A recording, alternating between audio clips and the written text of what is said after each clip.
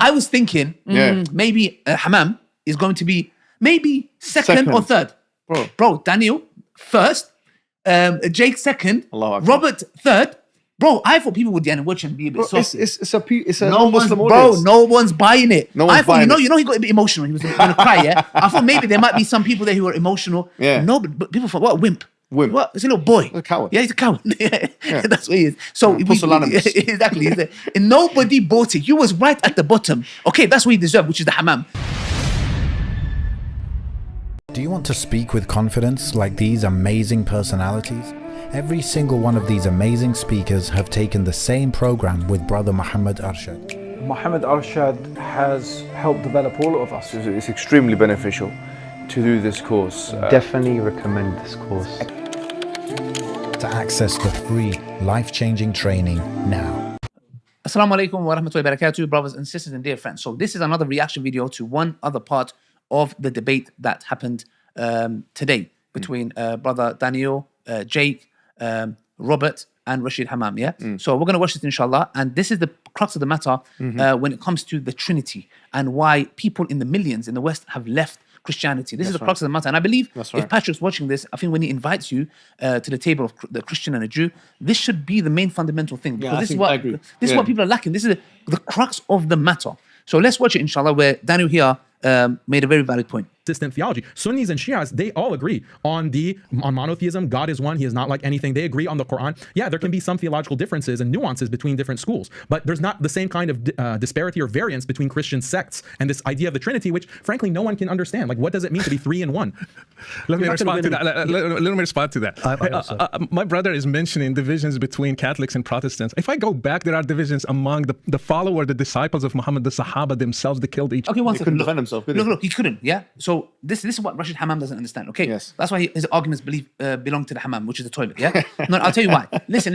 Look what Daniel said. Daniel said, look, he's talking about the Trinity. It does not make sense, okay? That's why they are afraid to even talk about it. You're right. At all. Absolutely. Can you imagine me Absolutely. at any cost avoiding talking about Allah and His oneness? I'm like, no, I don't want to go there. He's right, It shows how insecure you are. Now, Daniel says something very interesting. Yes. You look at all the sects in Islam, yeah? There is certain things that we have in common when it comes to the doctrine, yeah? Yes. Allah is one.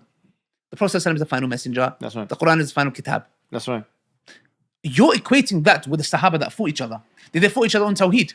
Did they say, no, Allah is 3 in 1? And they said, no, Allah is one only. No, Allah is 4 in 1. Allah is 2 in 1. Their fight. So their retort may be, just to play devil's advocate, and I Yes. think he did kind of mention this, but he said it incorrectly because he's a fool, actually. I overestimated him. I thought he'd Of come course, with why some... did you not call him Rashid Hammam? Yeah, absolutely. Because he was saying He needs to go to that Hammam. there was a difference among the scholars in early Islam. He mentions it somewhere, whether or not the Quran is created or eternal. Actually, it wasn't about the eternality of the Quran or the created nature. It was about whether it's harf and salt, whether it's letters and sounds versus if it was created. And yes, the whole qidam of it was something which is a subsidiary issue, but he misrepresented the theological discussion. But going back to the point, if you look at the major theological discussions that happened in early Islam, they never concerned who was God. Who? Yes. The question is, who is God? Exactly. I mean, it's not even about what does God do? How does God do what He does? How do we describe God? We're talking about the who-ness of God. Exactly. And Jake does a very, very good job, and so does Daniel in presenting this point.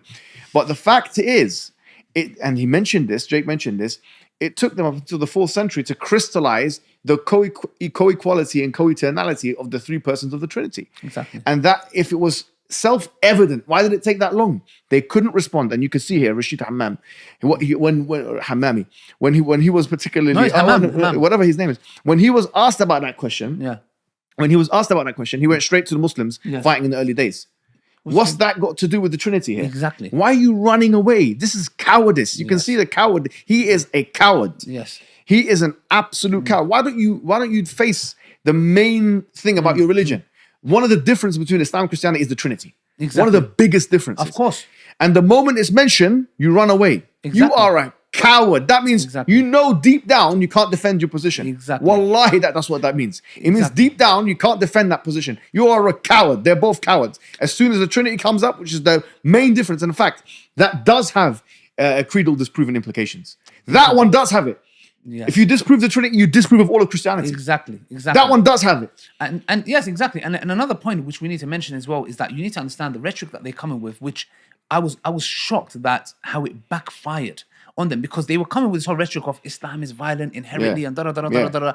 And we've been hearing this for the past, like I've been a Muslim for 10 years, but before that I think they've been talking about it as well. For the past 20 years, their main argument is what? Islam is inherently violent. Can you imagine? That's their strongest argument. Can you imagine, bro? Yeah. Now, and that's the reason why he keeps going to that. The Sahaba. That's why he went to it. Yeah. But you know what's very profound, Aki? People don't care anymore. That didn't work. Like he was about to even cry. I saw one moment like you're gonna play like violin, when it was a thing, It didn't work because you look like if we look at it, Aki, what is one of the main reasons people are coming to Islam? Tawheed, yes. Yeah, the fact that it is intolerant, yes, because there's so much tolerance. Boundaries. It has boundaries. People respect it. Even Patrick, Patrick even admits these certain things. The point is what? Your arguments are not working anymore.